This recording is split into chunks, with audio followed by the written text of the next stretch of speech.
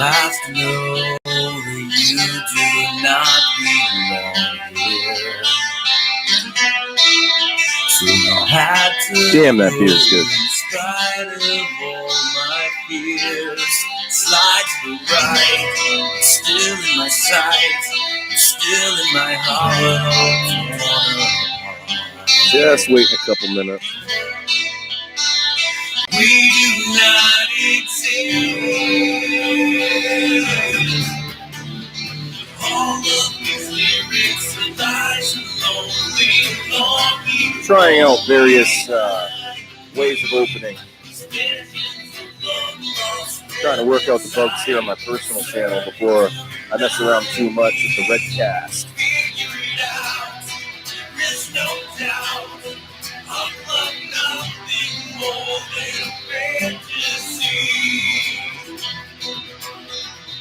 You do not exist.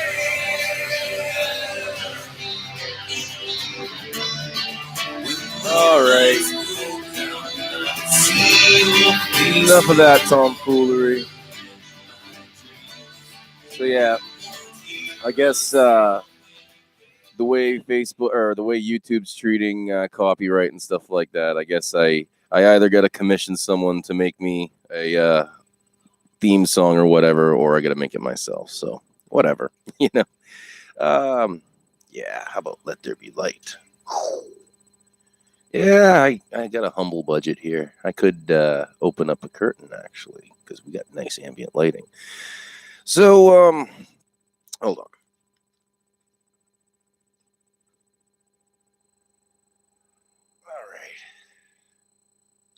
All right, I guess that'll be sufficient for now. So, my buddy Johnny sent me this link to a John Stossel report, one of the most excellent investigative reporters, investigative journalists out there, bar none. I've been saying this back since his 2020 days, back with Pablo Walters. I remember this one report he did where he was talking about how single mothers, if they really loved their children, they'd well, no, that was Ann Coulter who said that, but single mothers basically don't tend to raise good kids, not statistically anyway. Which, of course, Pablo Walters, being an old school advocate for single mothers and women's issues and all of that stuff, didn't take too kindly to his insinuation. But this time, he hit another hot button: gun control. It seems like so much out there is predicated upon what people are getting in the news for studies and analysis and factuals and all of that stuff. And this John Stossel report revealed that all of this reporting that's gone on about the United States being the number one country in the world with mass shootings is complete garbage. Absolute and complete garbage. That the guy that did the study basically made up the world figures. You know, he took real numbers from the United States, but the rest of them he just made them up. When these guys did their study and actually contacted people, made their data transparent, their methodology transparent, come to find out, United States is like somewhere around 61st in the world, not number one. Countries like Switzerland and Norway were higher than us. It's like, oh, and same definition, 4 or more people killed in a public place, not related to another crime or anything like that. What is going on here? Why are people so willing to accept a narrative based on almost nothing? Almost nothing. Well, it's simple. Our reality is created by the concurrence of the stimulus around us. So, say, for example, you see every day the sun is rising. Built into you, and I guess, well, physiologically, we got our circadian rhythms and whatnot, but psychologically speaking, because of how certain you are of this, people have found that when in situations where they're not exposed to sunlight, like deep in caves or maybe locked in solitary confinement in prison, what they find is that their body clock stays roughly the same. They might lose an hour or so, they might gain an hour or so, so eventually they'll be off, but because we are expecting the sun to come up every day at a particular time, our body responds. Well, that stimulus doesn't have to be something natural like that. It could also be just what we're hearing around us constantly. And this is an old maxim in politics that if you don't understand this, you're never going to get anywhere in politics. This is why Trump, his rhetorical style comes across so brutish and somewhat ignorant, repetitive, all that. That has to do with the fact that he knows that the more you repeat something, whether it's true or not, the more people have a tendency to believe it. And that effect is way more powerful when coming from multiple different sources. When you have multiple vectors of stimulus all in concurrence, that crafts your reality on a fundamental psychological level, to the point where you can't separate objectively a complete and unquestionable data set from your assumptions if the assumptions have been reinforced enough by sociological forces like peer pressure, repetition, hearing it from what you would consider to be reputable sources, which aren't necessarily reputable sources. You know, when I first began realizing just how programmable people were, it kind of bummed me out. It made me feel like I was swimming in a sea of zombies. And I guess we kind of are in a way, but these days, the way I see it, I take it as an encouragement, because that means if I can see that, that means that I can at least correct it in myself and perhaps in those people around me, return control of their perceptions of their life to them by educating them to the lies into which they are immersed. So I take it as an encouragement, because the greatest thing you can do in the world is bring about a personal change in yourself that allows you to perceive things in such a way as to make greater use of that which is available to you. A lot of times we're unaware of what's even available to us, just because we are conditioned for scarcity. We're conditioned with certain realities in mind that are not necessarily consummate with what is actually going on. So, if you can understand this and this foundational principle to psychology, this is probably the number one thing that keeps the deep state in power. The number one thing that the CIA exploits, the number one thing that the news media exploits. They know that if they can create enough sociological pressure on a populace, that they can bring about whatever reality they want. And I do mean reality. It is made manifest in reality. When people act according to what they believe, when people behave according to the information that's available to them, and you're the one feeding them the information, whether it's right or wrong, you are in effect creating reality.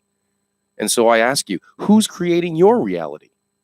Who do you trust to inform you? Because nobody knows it all. Nobody has perfect epistemology or methodology in approaching understanding. One way or the other, you're serving somebody. The question is, how do we determine who we serve? Who do we believe? Who do we invest with that kind of authority?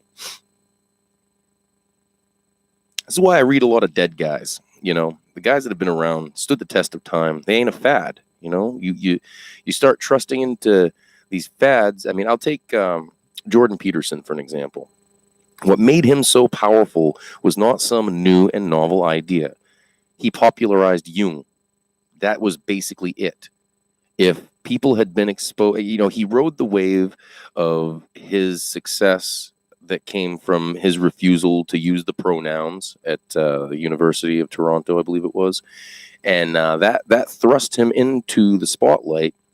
His book, which had received rave reviews years before, but had not really been popularized, he had an opportunity. He now had a platform to put it out there. People wanted to know more about him, and he's like, well, okay, well, then here's my book. Go ahead and buy my book.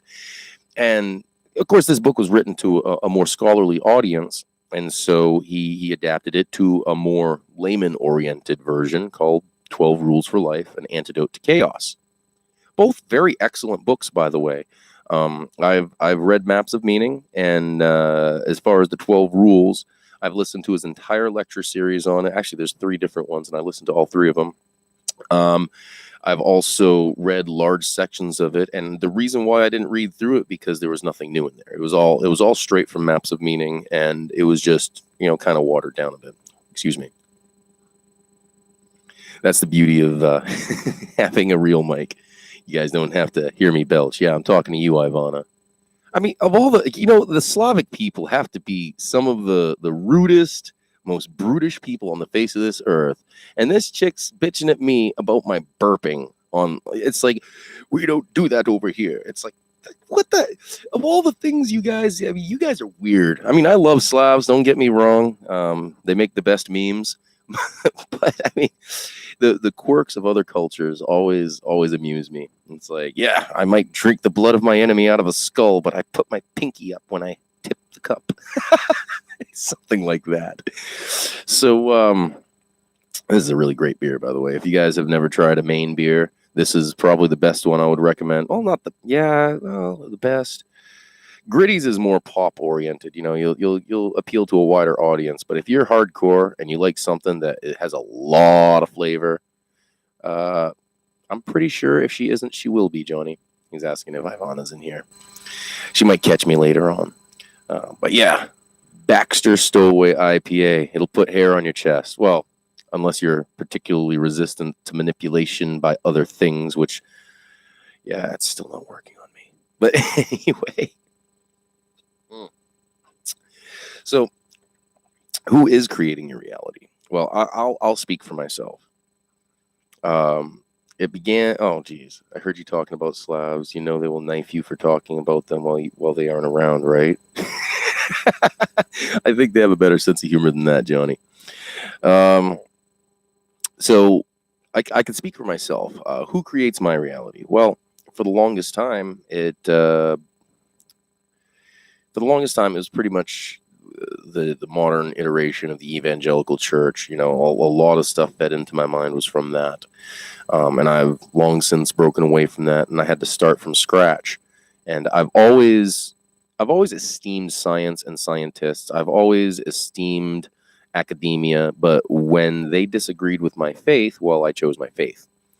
And now I have a faith that is not centered around science or academia or anything like that, but a faith that seeks to reconcile with all of that. And so my faith comes primarily from my understanding of God as I have experienced him.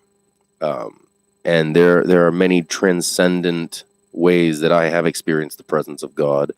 There have been times where I fooled myself into thinking I was experiencing the presence of God. Only when I did truly begin to get into that immersive ultimate consciousness did I realize how wrong I had been.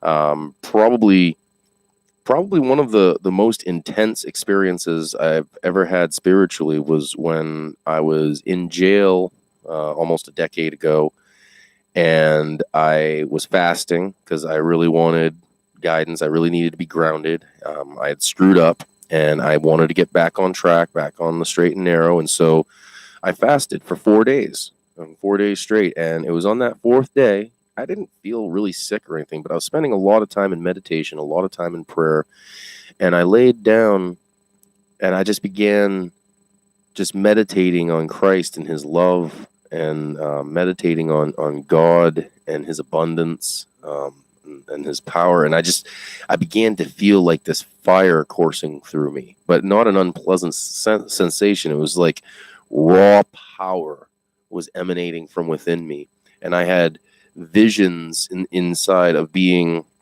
immersed in this blinding, blazing orange fire that was curling and twisting all around me, but I wasn't being burnt.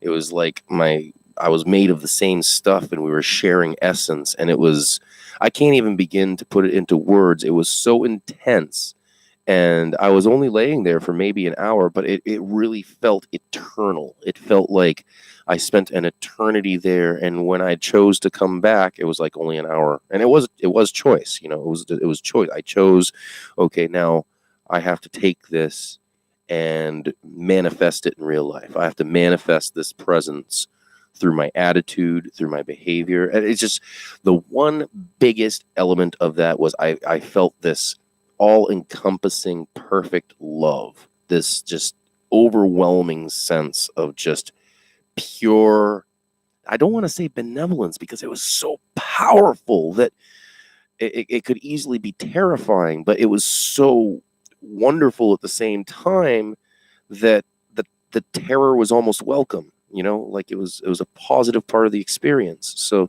I won't go on. I don't talk about this stuff much because it's a highly personal experience, and it's nothing like anecdotal evidence or anything like that. I don't expect anyone to just simply accept my word for it. I expect people to go out and prove it for themselves, to seek such experiences, or maybe don't seek experience at all, but rather seek whatever God would have for you.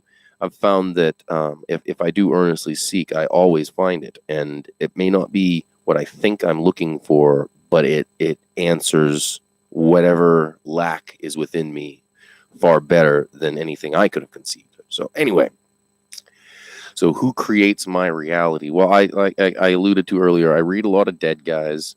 I have an intense kind of skepticism that really needs to test things out before I cling to them. There's a few people that almost instantly I was like, yes, this is exactly what I've been feeling inside. This is exactly what I feel has been revealed to me.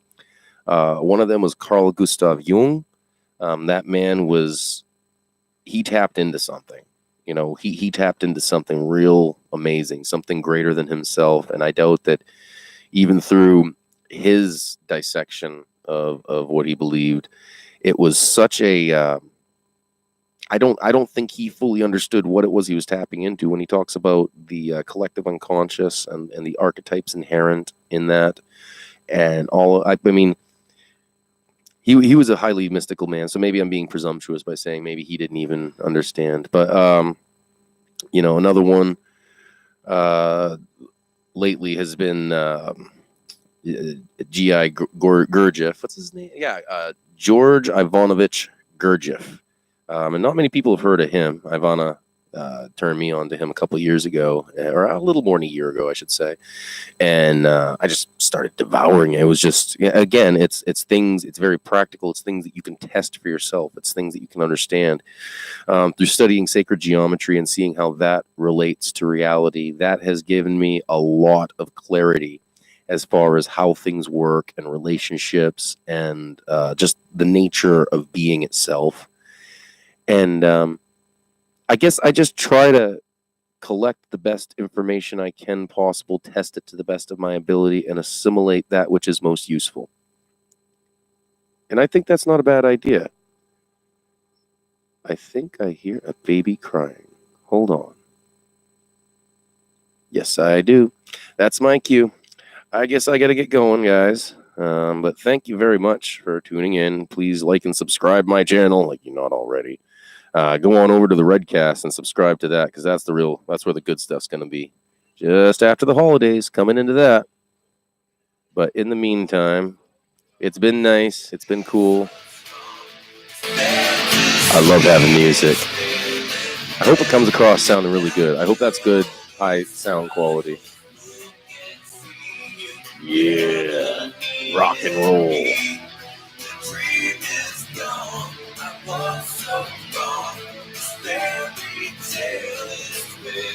All right, have a good night, day, whatever it is in your part of the world.